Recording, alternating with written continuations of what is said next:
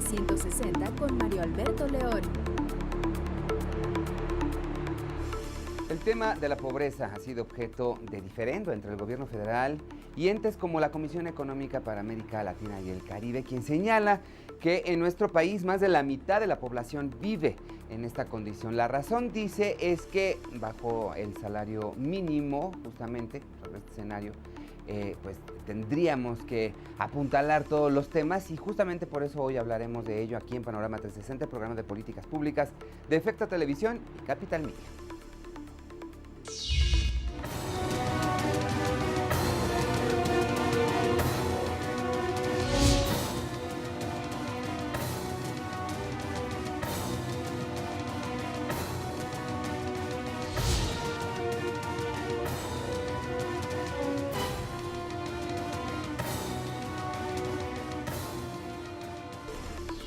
El año pasado, el Coneval reportaba un aumento en el número de pobres en México.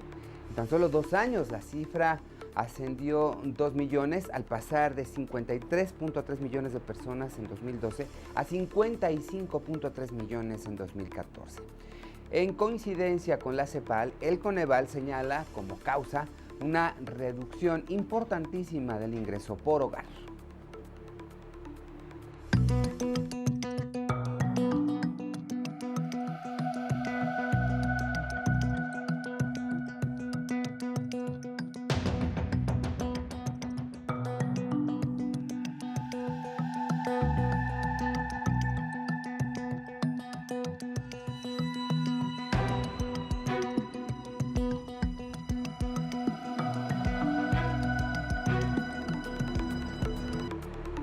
Acción Ciudadana frente a la pobreza inició una campaña permanente por el ajuste al salario mínimo bajo el lema "Quien trabaja no debe ser pobre". La propuesta de quienes integran esta agrupación es que el salario mínimo pase de 73.04 a 89.3 pesos, situándolo por encima de la línea de pobreza como lo establece el Consejo Nacional de Evaluación de la Política de Desarrollo Social, conocido como Coneval.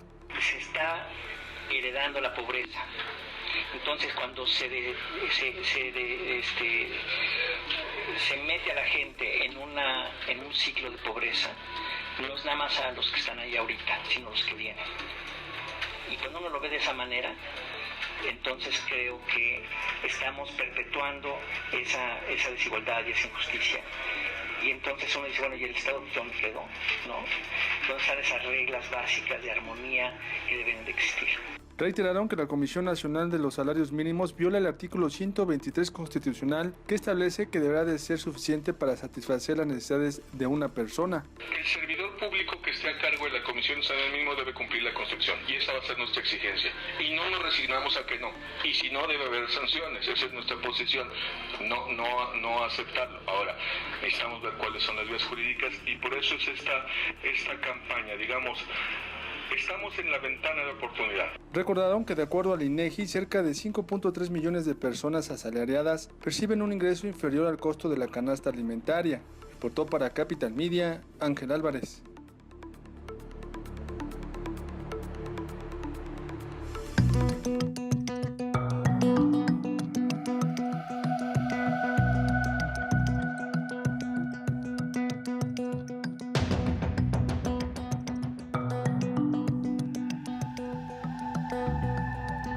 Bueno, y justamente para hablar de este problema de la pobreza y la desigualdad en México y buenas noticias, porque hay maneras de enfrentarlas, solamente que pues, los actores no se han puesto de acuerdo. Y está con nosotros en Panorama 360 María Lucila Isabel Cerdije, ella es fundadora de Acción Ciudadana frente a la pobreza. Gracias por estar con nosotros. De nada, muchísimo gusto. A ver, Miji, vamos a tratar de entender. La pobreza en México es una constante que tiene muchas décadas, pero quizá ha tenido diversos procesos y se ha ido agudizando. Es así como lo tenemos que entender, porque en realidad no se ha podido, obviamente, ni erradicar ni combatir, ¿no? Uh-huh. Sí, y justo lo que ya empezamos a tener que preguntarnos es cuál es la causa estructural. Partir un poco de esto es algo que siempre ha sucedido o de que es natural. Los estudios y los avances dicen, no tiene por qué ser algo natural. es algo más bien estructural. Y al entender estructural hablamos de qué, de políticas públicas, de gobierno, mucho se habla del reparto de la riqueza. ¿De qué es lo que estamos? Estructural es la forma como estamos organizados como sociedades, como países. Entonces tenemos un tachezote ahí, como estructura social no hemos hecho las cosas bien. En general, América Latina es el continente donde encontramos mayor desigualdad y México es uno de los de mayor desigualdad, ¿no? Estamos en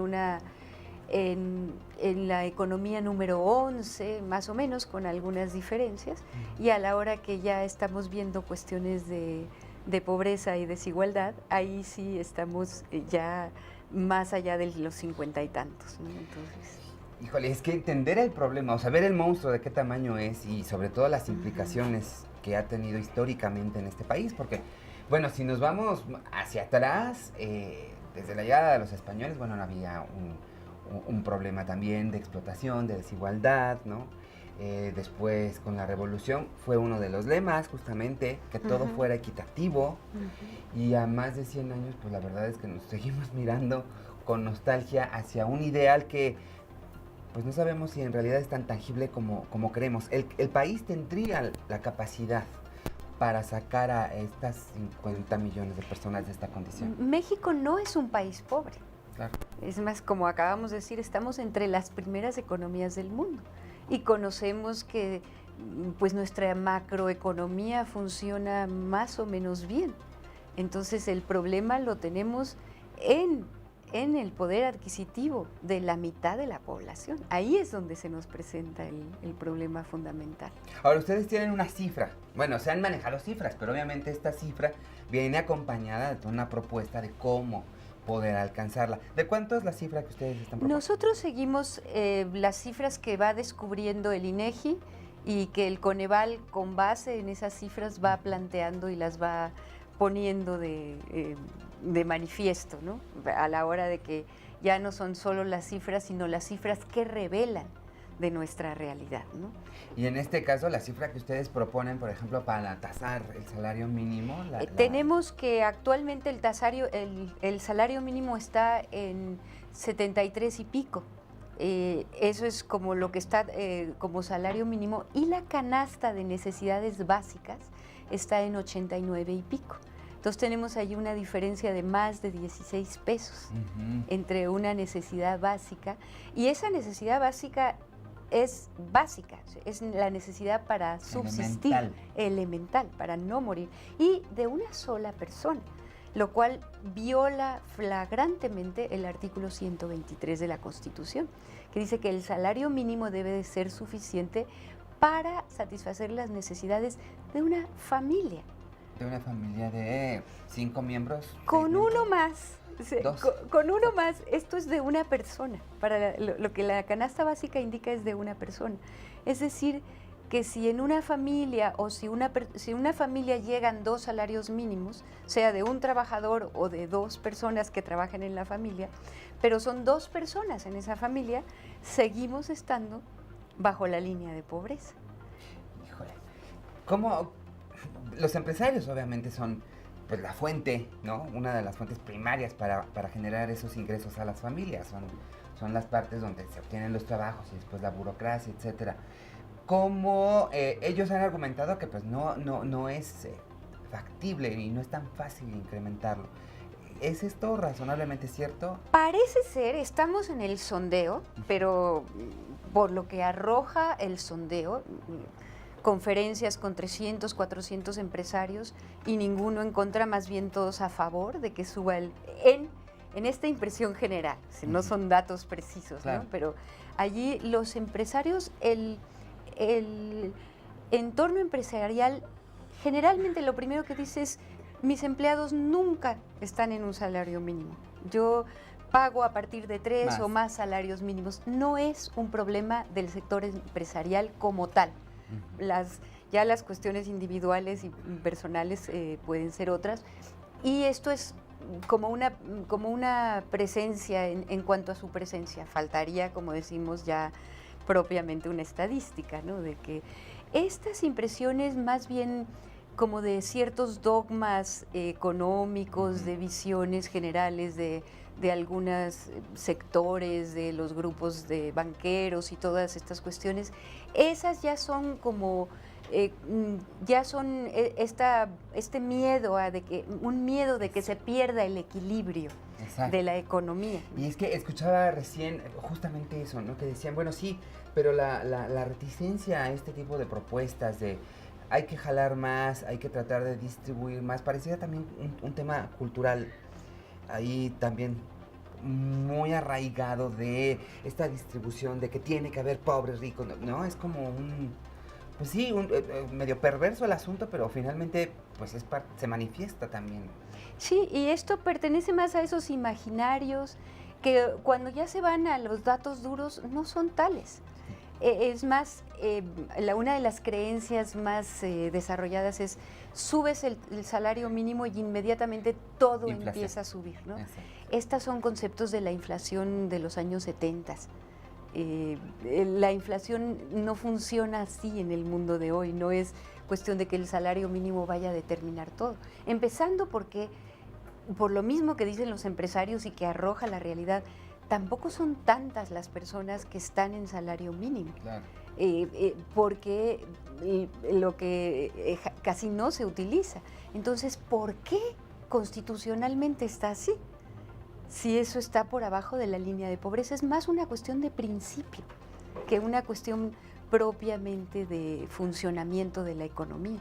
Y habla mucho de la equidad, de cómo en México las autoridades y el mismo ciudadano percibe la igualdad, quizá, ¿no? Entonces, también habla un poquito de, pues no me conviene, no quiero que seamos iguales, a mí me conviene que el otro esté peor que yo, ¿no?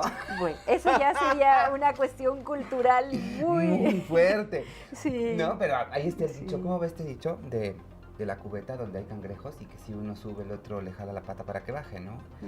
Pareciera que estamos en una situación así porque yo he oído eco a la propuesta que ustedes han hecho y varias instancias, incluso al gobierno local en Ciudad de México, etcétera, se han pronunciado por un aspecto que justamente eleve el ingreso mínimo, más que como un ejercicio compensatorio a los ingresos, como usted lo dice. No, en realidad, en la práctica, este sueldo pues es una referencia, pero en realidad muchos la rebasan.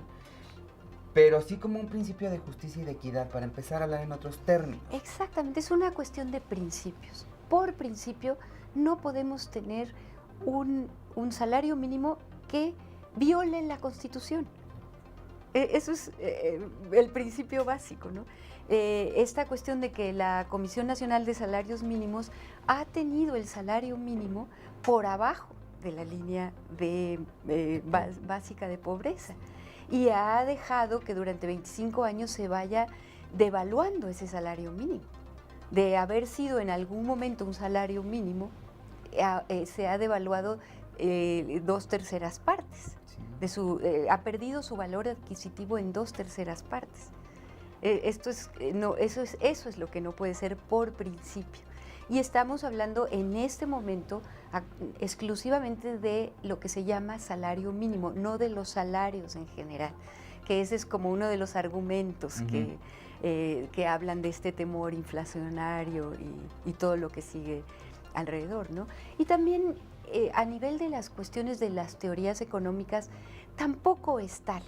A la economía le conviene que haya mayor equidad, que haya mayor poder adquisitivo para la misma economía. Claro.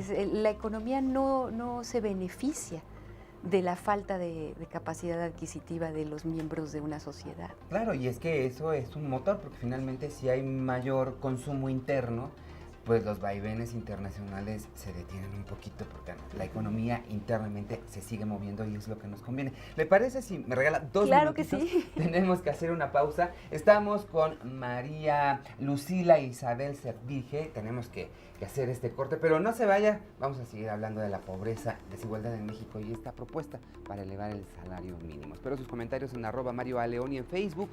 Me encuentra como Mario Alberto León o en nuestra página www.capitalmedia.mx. Volvemos. En un momento continuamos. Noticias todo el tiempo.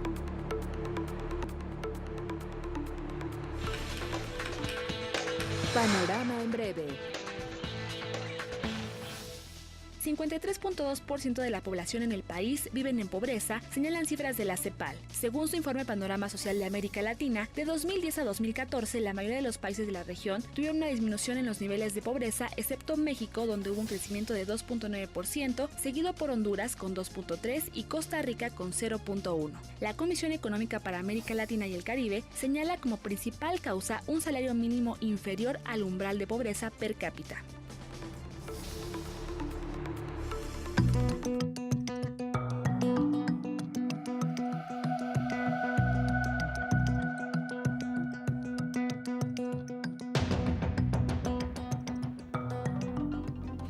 Revisando este panorama de la pobreza, la desigualdad y por supuesto el salario mínimo. Estábamos con María Lucila Isabel Servige, ella es fundadora de Acción Ciudadana Frente a la Pobreza, y yo le preguntaba en el corte, platícanos un poquito más de esta propuesta, porque sabemos, obviamente, hay organismos, instituciones como esta, pero hay todo un cúmulo ahí de gente que está apoyando y de organismos. Platíquenos. Somos una organización de 60 organizaciones de la sociedad civil y de que queremos que se nos unan cada vez más organizaciones.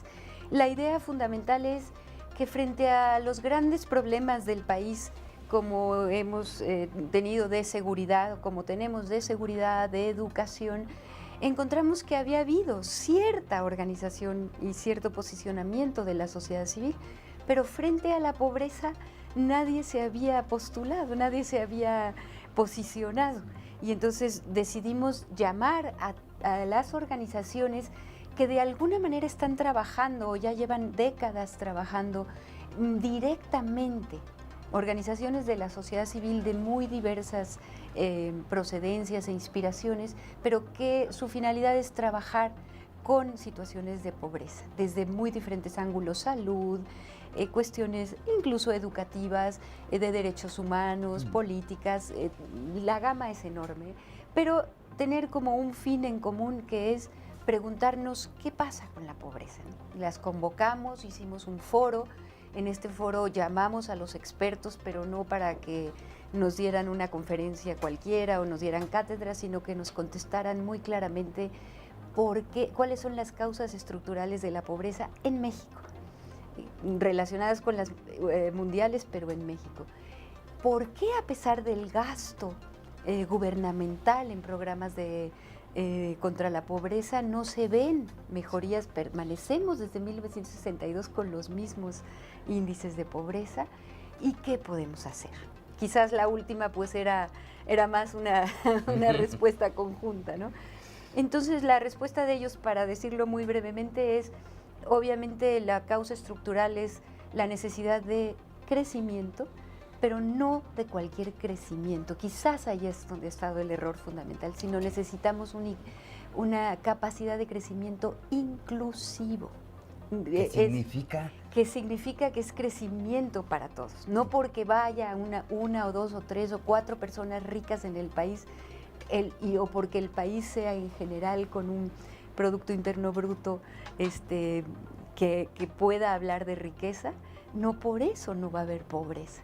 Se puede ser un país rico con la mitad de sus habitantes pobres, es la paradoja que tenemos. Entonces necesitamos ir caminando hacia crecimiento inclusivo. Ese es el elemento fundamental, donde el ingreso, que es el tema que hoy nos convoca, es uno de los fundamentales. Para el crecimiento inclusivo, la capacidad de ingreso, el ingreso de los hogares es un elemento fundamental. Que sería algo así, digo, no sé, mi cabeza de pronto dio vueltas, entonces es como dejemos de intentar llevarles a las personas, y obviamente lo necesitan, estos insumos o estas herramientas, y más bien traigamos a esas personas a una dinámica económica distinta. En parte. No, esto no quiere decir que no tengamos que trabajar con una perspectiva de derechos humanos y derechos sociales, y que todos los elementos que lo rodean, que son como van un poco hacia la segunda pregunta, ¿qué han hecho los programas gubernamentales? Pues atender cuestiones de educación, cuestiones de becas, de complementos, de salud, ir como incluyendo en derechos sociales a toda la población. Y aquí el asunto es, bueno, ¿qué pasa? Sí se han hecho esos programas, sí están allí. ¿Qué pasa con esos programas? Aquí la respuesta de los expertos, de nuevo, de forma muy global, casi solamente la conclusión es, tenemos un problema más político que técnico. Okay. Técnicamente esos programas sí funcionan. Programas como oportunidades y programas como la igualdad de derechos, como el derecho universal a la salud. Estos programas funcionan, técnicamente funcionan, hay demostración mundial de esto en los países, la misma técnica, experiencias cortas lo demuestran, pero la cuestión es que hay que ir a ver qué pasa a nivel político, que no es exclusivamente voluntad política, sino qué pasa en todo lo que implica los diferentes estratos de la organización política que no están llegando, ¿no? Es un problema de política. Y bueno, nos lleva directamente a la respuesta, ¿qué podemos hacer? Entonces, por donde hay que empezar es que la ciudadanía, en toda su amplitud, en todos sus diferentes campos, esté alerta sobre esto, los exija, los vigile, esté pendiente, tanto los que más lo necesitan como los que de alguna manera hemos pensado que podemos pasar de ellos en un momento dado, ¿no? Pero ahí es donde con todas nuestras capacidades, toda la sociedad tiene que estar alerta, vigilando lo que está pasando y exigiendo que se lleven a cabo, ¿no? Esto es como, ahí quedó realmente como establecido el fin de una acción ciudadana frente a la pobreza, ¿no? Claro, y finalmente también este es parte, o es el objetivo fundamental de espacios como este, de hecho es la filosofía de Panorama, acercarle a la gente la información que necesitan y estar recordando justamente esos temas, porque lo importante es estar informados y tener muy clara la visión de cómo están pasando las cosas, pues, para entenderlas y en su caso exigirlas.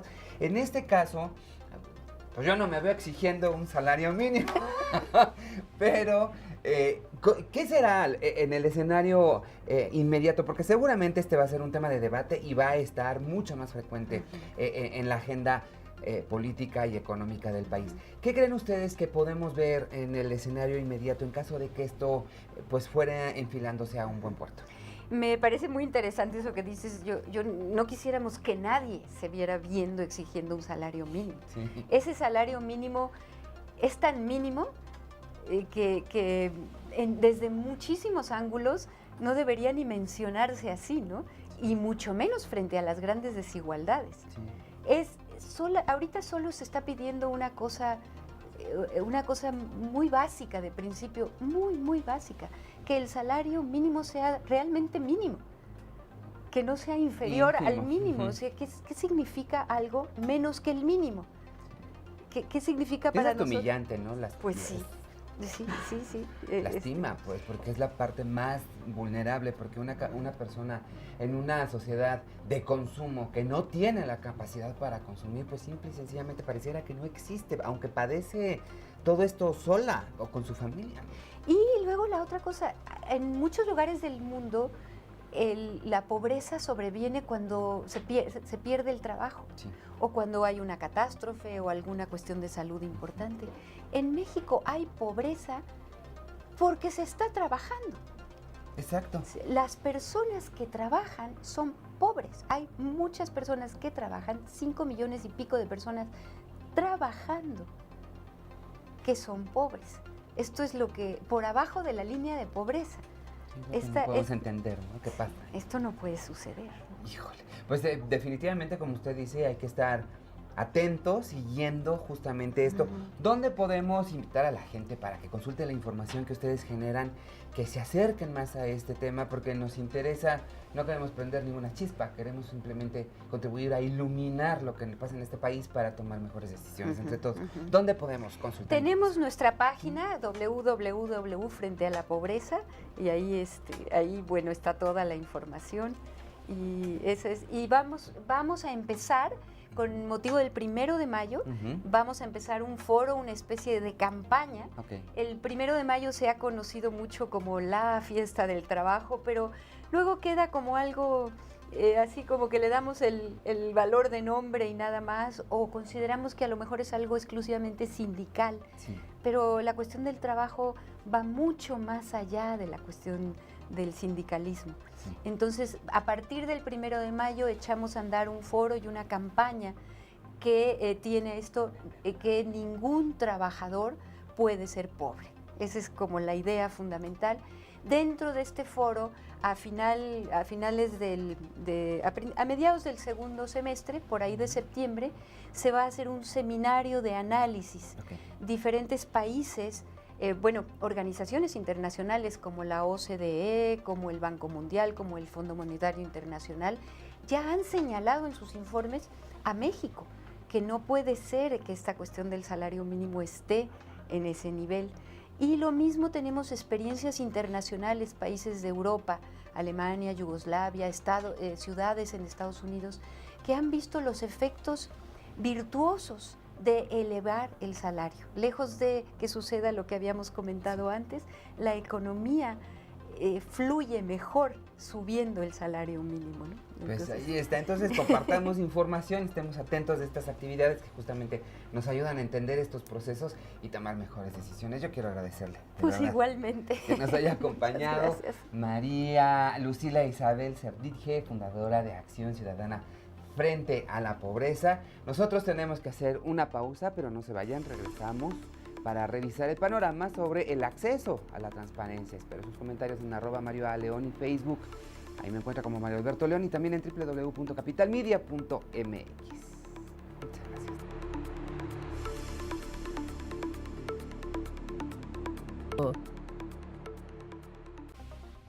La aprobación de las leyes secundarias de la Ley Anticorrupción se han empantanado en el Congreso de la Unión. La Ley 3 de 3, esta iniciativa ciudadana, ha estado en el centro del debate entre las fuerzas políticas, pero mientras en San Lázaro y también en el Senado debaten al respecto, la Ciudad de México, ella avanzó y ya tiene su ley de transparencia.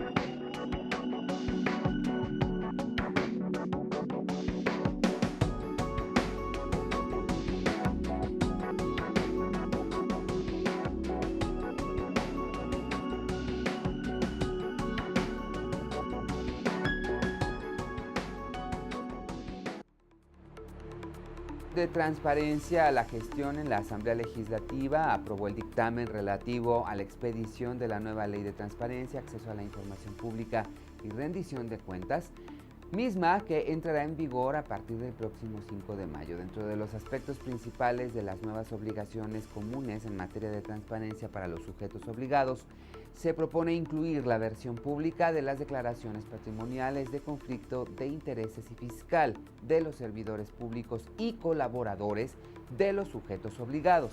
Además, se propone la creación de un consejo consultivo, el cual será nombrado por mayoría de los presentes del Pleno del Poder Legislativo de Ciudad de México.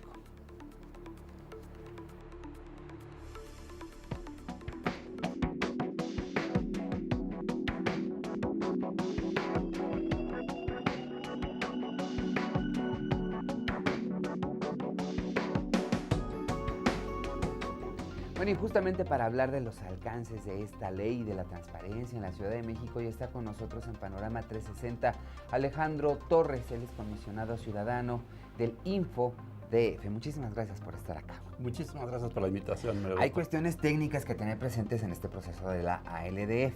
Así es, porque estamos a horas de que se apruebe esta iniciativa. Como bien mencionaste hace unos minutos, esta iniciativa ya pasó por la comisión que es encargada de analizar la iniciativa que se presentó en días anteriores y entonces revisó, hizo los ajustes y ya consideró que está lista para pasar al Pleno de la Asamblea Legislativa. Es decir, ya se tiene un dictamen aprobado en la comisión y ahora falta que el Pleno de los diputados locales la aprueben.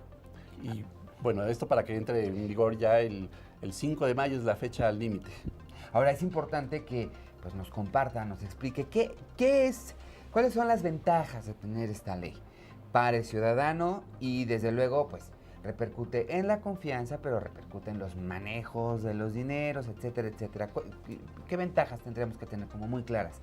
Esta ley garantiza el derecho de toda persona a tener información de los entes públicos, de las instituciones públicas, pero no solamente del gobierno, también de las instancias del legislativo, por ejemplo, de la Asamblea o de la Auditoría Superior, o por ejemplo de la Comisión de Derechos Humanos, es decir, de los organismos autónomos de la ciudad, también del Poder Legislativo, por supuesto, del Judicial también, es decir, de todas las instancias públicas, pero también partidos políticos y una gran novedad para la Ciudad de México, que son los sindicatos.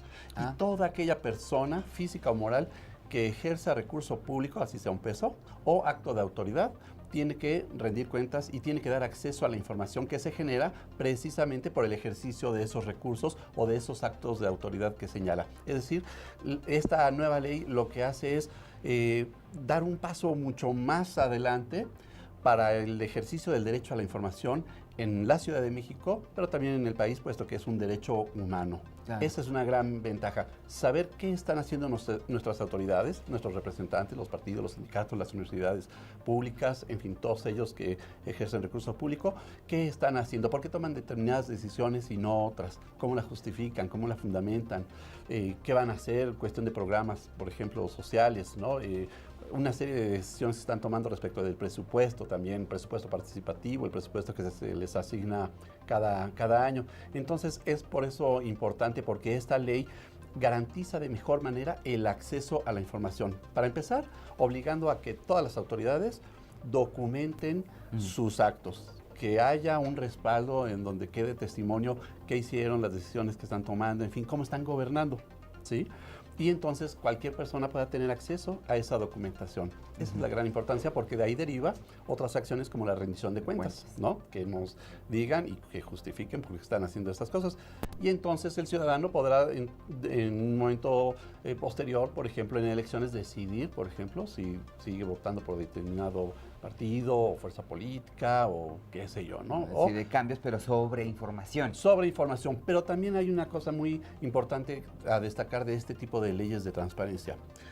¿Qué es lo que impactan? Digo yo, impactan la calidad de vida de las personas, porque esto les permite tener una mejor relación con su autoridad más inmediata, en este caso las delegaciones, las jefaturas delegacionales, porque es la autoridad cuyos actos te afectan a ti para bien o para mal. Entonces, el hecho de que las personas puedan solicitar información a su autoridad inmediata, eso les ayuda muchísimo y les impacta en servicios, por ejemplo, en los programas que tienen, el por qué no se cumplen con determinadas metas que se comprometieron, en fin, una serie de acciones, ¿sí? Pero también con la autoridad que tiene en esta ciudad, por ejemplo, que hay unos programas sociales, hay una política social muy fortalecida, además que ha sido muy destacada. La gente puede tener acceso a esa información, saber cómo se puede beneficiar de esos programas, qué requisitos debe cumplir, cuándo aplica, cuándo no aplica. Entonces, por eso digo, tiene un impacto la información en tu calidad de vida. Con información tú puedes tomar decisiones. Esto es lo que garantiza esta ley. Claro. Ahora, en sus tres grandes apartados, digamos, ¿a qué se refieren? Porque de pronto la gente se confunde o nos confundimos y pensamos que son, que podrían representar conceptos, digamos, que se pueden acomodar, ¿no? Y sin embargo, sí hablamos de cuestiones personales, pero también hablamos de la trayectoria y del servicio público, cómo está clasificado y qué rubros integra cada uno de estos tres grandes conceptos. Mira, yo destacaría de esta ley lo primero. Ataca una cuestión importante, es de que la gente no tiene mucha confianza en la autoridad y dice, ¿para qué pido información si no me la van a dar? ¿No? Y luego, ¿para qué me quejo ante el InfoDF? Si no va a pasar nada. Si tampoco le van... Exactamente. Bueno, esa es la percepción que hay, Mario Alberto, ¿no? ¿Para qué pido información si no me la van a dar? Bueno, yo quiero decirles que hay que poner a prueba las instituciones y las leyes, porque en la Ciudad de México, quiero decirte que ya llevamos anualmente un récord aproximado de 100,000 solicitudes de información al año. Dirás, ¿es mucho? Sí, tal vez, pero ¿cuántos millones de personas hay? Pero sobre todo, ¿cuántos problemas no hay? Entonces yo creo que son muy pocos, ¿no? Bueno, de esas solicitudes de información, lo importante es que el 2% la gente se está inconformando.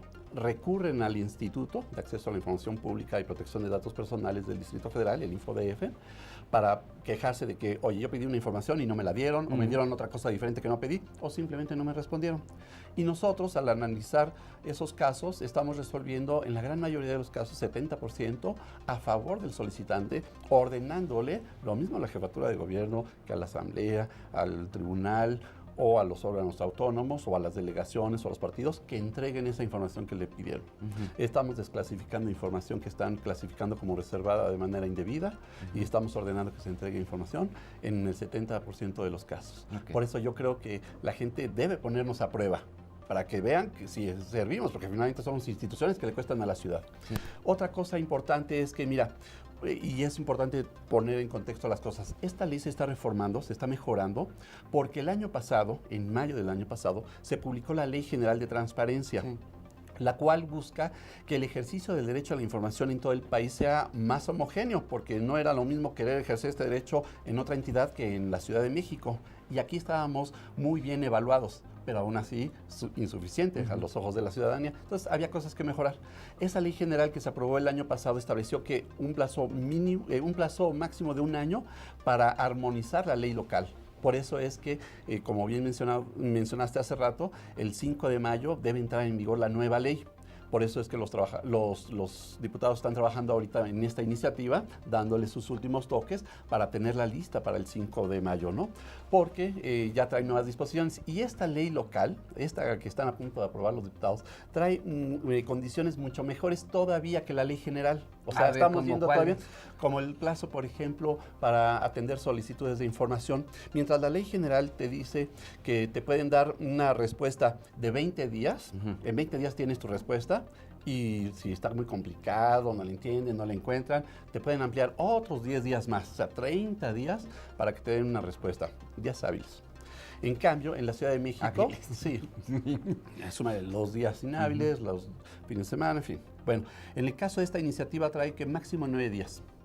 Y solamente en caso de que se justifique porque es muy complicada la información, tienen que buscarla, pueden ampliarla hasta otros 9 días más. O sea, máximo 18 días te tendrán que estar dando tu información.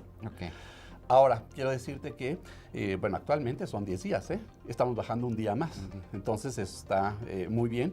Pero además en la Ciudad de México, de acuerdo a nuestras estadísticas, tenemos que las instituciones públicas responden las solicitudes de información entre el 7º y el 8º día. O sea, ni siquiera se están yendo hasta el final del plazo. Sí, así es. Entonces, las condiciones van muy bien. Por eso yo digo que la gente, yo entiendo la desconfianza, por supuesto, pero hay que poner a prueba y verán y se van a sorprender. Y si no están satisfechos, hay un instituto que es como su abogado, que es el InfoDF, en el cual pueden recurrir.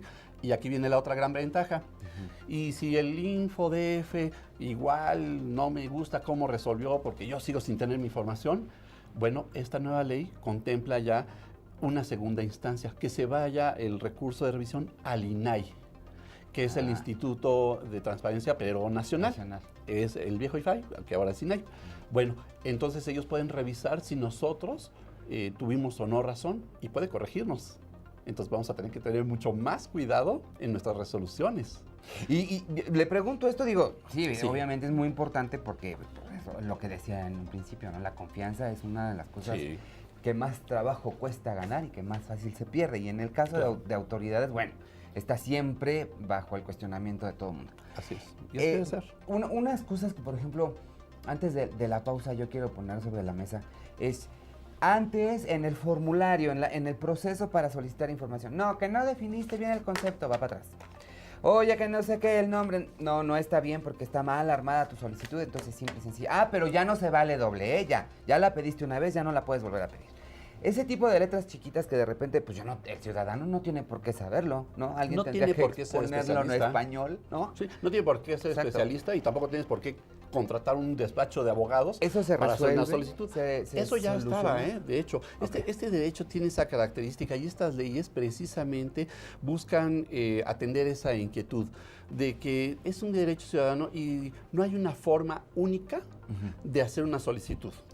Entonces puedes presentarla en lenguaje ciudadano, pero lo explicamos en un momento más si tú gustas. Claro chance, que sí. 2 minutitos para hacer esta pausa. Estamos con Alejandro Torres, él es comisionado ciudadano de Info DF, pero no se vaya porque justamente vamos a seguir hablando del acceso a la transparencia aquí en la capital del país. Espero sus comentarios en @MarioALeón y también en Facebook. Allí me encuentra como Mario Alberto León o en nuestra página www.capitalmedia.mx. Antes del corte, panorama en breve.